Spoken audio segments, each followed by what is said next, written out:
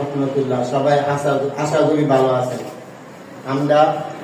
আমার নাম মোহাম্মদ মহিউদ্দিন, আমাদের বাড়ি বন্দর নারায়ণগঞ্জ। আজকে আমরা ঈদের শুভেচ্ছা নিয়ে কিছু কথা বলবো। জানা যাক।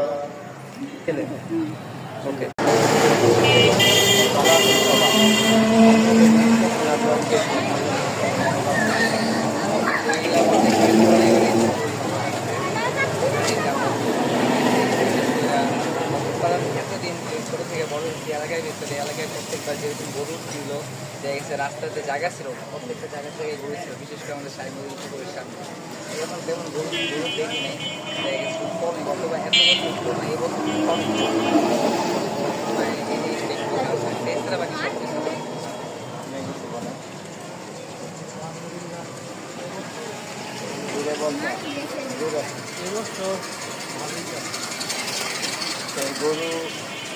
গরুর দিয়ে কোরবানি দিতে, এবার গরুর সংখ্যা অনেক বেশি, সবাই কোরবানি দিতে।